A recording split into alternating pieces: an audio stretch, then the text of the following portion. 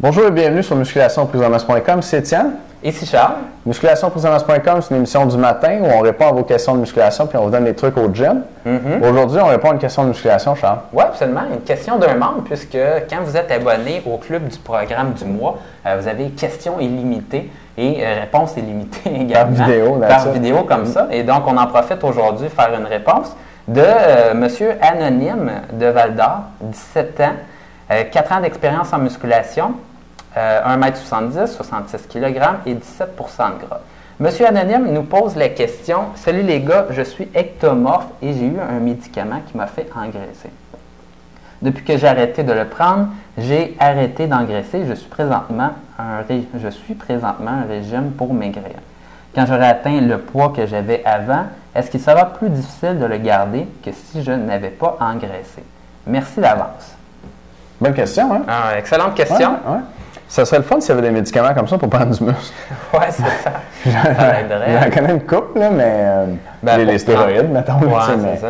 C'est un médicament, mais il y a les effets secondaires qu'on connaît. Sinon, mais une petite pilule magique, là, ça serait vraiment pas pire. Médicament qui fait engraisser, effectivement. Question intéressante. Tu voulais dire quelque chose tout de suite? Non, c'est bon. C'est bon? OK. Fait que ta question, là, est-ce que ça va être plus difficile pour toi de maintenir ton poids une fois que tu vas avoir maigri après ton régime en ce moment puis après avoir pris ce médicament-là?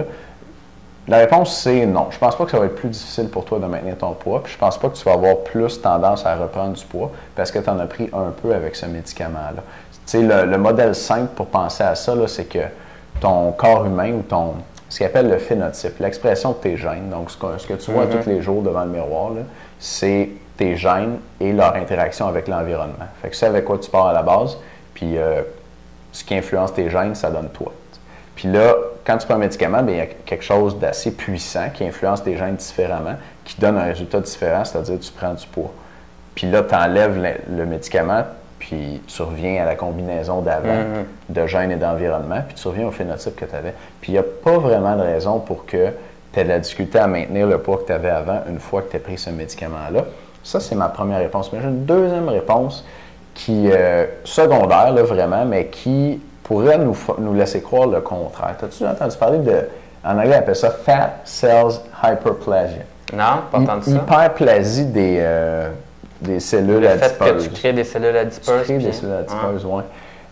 Quand on prend du gras, puis ça, c'est des gens qui prennent beaucoup de gras, pas juste un petit 5 livres dans le temps des fêtes, le gras est stocké dans le tissu adipeux. Et puis, le tissu adipeux, c'est une sorte de tissu comme du tissu musculaire, si on veut, mais c'est un tissu dans lequel on stocke du gras. Puis, il y a des cellules graisseuses, vraiment, où on rentre du gras là-dedans, là, un peu comme on fourre une dinde, pour le temps des fêtes. Fait que là, la cellule graisseuse, il y a du gras, Puis, à un moment donné, il y a trop de gras pour la cellule. Fait que le corps, il se dit, « Oups, je manque de cellules graisseuses, il faut que je continue à stocker du gras, je vais faire de nouvelles cellules graisseuses. » Et puis, donc là, quand vous prenez du gras, vous faites de nouvelles cellules graisseuses. Puis quand vous perdez votre gras, bien, chacune des cellules perd un peu de gras dans sa cellule, mais vous avez plus de cellules graisseuses que vous en aviez avant. Puis ça, il y a des gens qui pensent qu'à cause de ça, les gens qui prennent beaucoup de poids puis qui en perdent, c'est pour ça qu'ils sont prédisposés à en reprendre. Parce qu'ils ont comme déjà l'équipement pour stocker du gras. Puis, il y a plusieurs personnes qui ne savent pas ça, mais les cellules adipeuses ont un rôle dans votre organisme et ils ne sont pas comme inactives. C'est pas comme si c'était des déchets, le gras, puis ça faisait absolument rien. D'ailleurs, c'est la raison aussi pour laquelle les femmes ont besoin d'un certain pourcentage de gras, principalement, parce que ça leur aide au niveau hormonal, dans le fond, pour avoir des enfants, avoir leur menstruation, puis tout ça. Et dans le fond, les cellules adipeuses, chez tout le monde, si ta cellule elle commence à se vider, mais elle crifamine un peu, puis elle aimerait ça être à l'état normal. Et c'est un petit peu ça, dans le fond, la théorie, c'est que plus tu en as, une fois que là, tu es vide toutes ces cellules-là, mais là, tu en as plus encore qui crifamine. Donc, ça te donne un petit peu plus le goût de manger. Dans ton cas, Anonyme, je ne sais pas si c'est une prise de poids importante que tu as eue. Tu as 17 ans, fait que ça ne sera probablement pas... ton corps est encore en croissance, si on veut, on dirait plastique dans notre milieu, c'est-à-dire il se reforme, il se refait, il est facilement changeant. Fait que si tu as fait de nouvelles cellules avec ce médicament-là, probablement que ton corps est encore capable de s'en débarrasser. Fait que je ne m'inquiéterais pas trop avec ça. Le message principal que je veux t'envoyer, c'est que non, tu n'auras pas plus de difficulté à garder ton poids.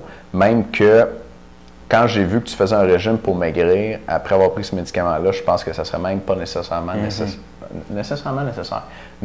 nécessaire pour toi parce que si tu es naturellement ectomorphe, même si tu ne fais pas de régime, tu vas perdre du poids. Ouais. En tant qu'ectomorphe, c'est difficile d'en prendre. Donc, je ne m'inquiéterais pas avec ça. Si tu reprends tes habitudes du passé, tu devrais revenir pas mal à ce que tu étais auparavant. Exact. Et l'autre chose, c'est qu'il ne faut pas que tu tombes dans le piège non plus d'essayer de perdre du poids trop vite parce que tu vas perdre la masse musculaire. De plus en plus, on dit qu'il ne faut pas perdre du poids trop vite parce que de un, on perd de la masse musculaire, mais aussi que ça choquerait un peu le corps.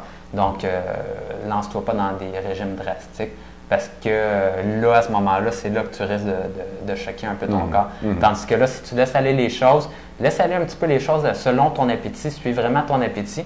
Et si tu ne réussis pas à perdre du poids, bien là, à ce moment-là, pose-toi des questions, rajoute de l'activité physique, ces choses-là. Mais sinon, tu devrais normalement revenir à ton poids. Excellent. Je pense que ça fait le tour. Je pense bien que ça répond à la question. On a 2 annonces pour vous cette semaine. Première annonce, un sondage pour vous. Suite à notre dernier sondage, 52 d'entre vous nous ont dit que vous vouliez qu'on vous prépare un guide sur comment faire votre propre programme d'entraînement. Et maintenant, on veut savoir ce que vous voulez dans ce guide-là. Fait qu'on a un sondage un petit peu plus complexe. Puis pour vous remercier de prendre le temps de répondre à ce sondage-là, on a une surprise que vous allez avoir à la fin du sondage. Allez voir ça, la surprise était écœurante. Puis d'ailleurs, ça nous fait vraiment plaisir lorsque vous répondez au sondage parce qu'on veut vraiment, dans le fond, créer des choses et répondre à vos besoins et à vos questions. On ne veut pas créer des choses, moi et Étienne, dans le fond, qui nous intéressent nous, mais qui ne vous intéressent pas vous. Donc, dites-nous ce qui vous intéresse, puis on va le faire pour vous. Deuxième annonce, 10 trucs techniques pour augmenter votre bench press de 30 livres. Les powerlifters, les hommes les plus forts au monde, qui benchent le plus lourd, je pense que le record est au-dessus de 1000 livres en ce moment. Ils ne benchent pas comme vous et moi au gym. Ils utilisent des techniques vraiment spéciales, puis on vous en montre 10 dans ce DVD-là pour ajouter 30 livres à votre bench press au moins. Mais probablement que ça va être plus lourd que ça parce que juste une de ces techniques-là m'avait permis de mettre 15 livres de plus sur mon bench puis de faire 2 reps de plus avec les 15 livres de plus.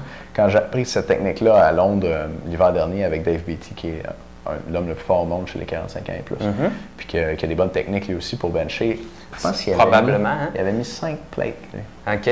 C'est le premier homme que j'ai benché 5 plates. C'est assez imposant. Ouais. Presque épeurant même. En tout cas, il y a bien du monde qui regardait. Fait que 10 trucs techniques pour acheter 30 livres de bench press en vente cette semaine. L'information est en dessous de vidéo.